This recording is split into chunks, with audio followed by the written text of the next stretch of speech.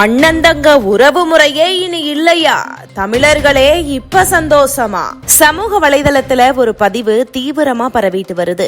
அதாவது சொந்த பந்தத்துக்கு பெயர் போன தமிழர்கள்ல இனி அண்ணன் தங்கை மாமா மச்சான் உறவு முறையே இருக்காது அப்படின்னு குறிப்பிட்டு அது எப்படி 2050 சாதகமா மாறும் அப்படின்னு ஒருவர் எழுதிய பதிவு தான் இப்போது பலரையுமே கண்ணீர் சிந்த வச்சிருக்குது. இதோ அவர் கூறிய நியாயமான கருத்து. தனிமையாக போற உறவு முறைகள், அண்ணன் தம்பி, அக்கா தங்கை, சின்னண்ணன் பெரியண்ணன், சின்னக்கா பெரியக்கா, சித்தப்பா பெரியப்பா, அத்தை மாமா, மச்சான் மச்சினி, அண்ணி கொழுந்தனார், நாத்தனார், தாய் மாமன், சித்தப்பா பையன், சித்தப்பா பொண்ணு, பெரியப்பா பையன், பெரியப்பா பொண்ணு, அத்தை பையன், அத்தை பொண்ணு, மாமன் பொண்ணு, மாமன் பையன், இது போன்ற வார்த்தைகள் எல்லாமே 2050 ஆண்டுக்கு அப்புறமா யாருடைய காதலையுமே பாசத்தோட விழாது. யாரும் கூப்பிடவும் மாட்டாங்க.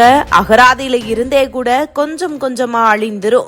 காரணம் என்ன அப்படின்னு பார்த்தா, இன்றைய காலகட்டத்துல ஒரே ஒரு குழந்தை மட்டும் போதும் அப்படின்னு முடிவெடுக்க ஆரம்பிச்சதுதான். இப்படி இருக்கிறப்ப இந்த உறவுகள் எல்லாம் எப்படி வரும்? பெண்கள் வயசுக்கு வந்ததுமே சீர்வரிசை செய்யவோ, பந்தல் போடவோ, முதல் புடவை எடுத்து தரவோ எந்த தாய்மாமனும் இருக்க போறதும் இல்ல. திருமணத்தப்ப அரசாணை கால் நட எந்த அண்ணனும் இருக்க போறதும் இல்ல. மாப்பிள்ளைக்கு மோதிரம் போட எந்த தம்பியும் இருக்க போறதும் இல்ல.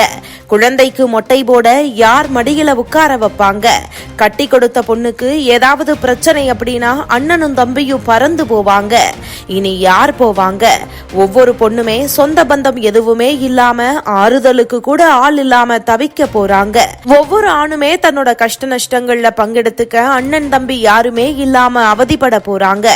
அப்பா அம்மாவை தவிர எந்த உறவுகளுமே இருக்க போறதே இல்ல. அந்த ஒரு குழந்தையும் வெளியூருக்கோ இல்ல தனி குடுத்தனமோ போயிட்டா ஒன்னே ஒன்னு கண்ணே கண்ணு அப்படின்னு வளர்த்தவங்க எல்லாம் வயசான காலத்துல ஏன் என்று கேட்க நாதியே இல்லாம முதியோர் இல்லத்திலோ இல்ல அந்த ஒரு குழந்தைக்காக கட்டிய வசதியான வீட்டிலோ அனாதையா கிடந்து சாவாங்க.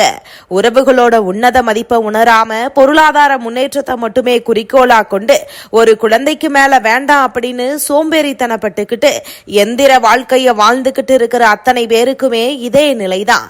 உடல்நிலை சரியில்லாம ஹாஸ்பிட்டல்ல சேர்க்கப்பட்டா ஓடோடி வந்து பார்க்க உறவுகள் வேண்டாமா?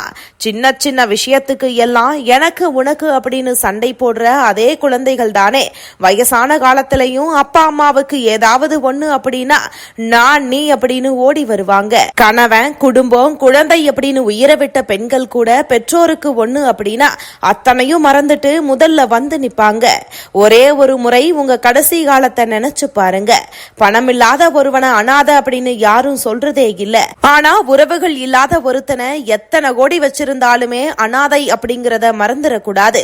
கார், பங்களா, வசதி வாய்ப்புகளோட ஒன்னே ஒன்னு கண்ணே கண்ணு அப்படிங்கிற பேர்ல உறவுகளற்ற ஒரு அனாதைய வளர்ப்பதற்கும் வயசான காலத்துல நாதியற்று சாவதற்குமா இவ்வளவு பாடுபட்டு ஓடி ஓடி சம்பாதிக்கிறீங்க?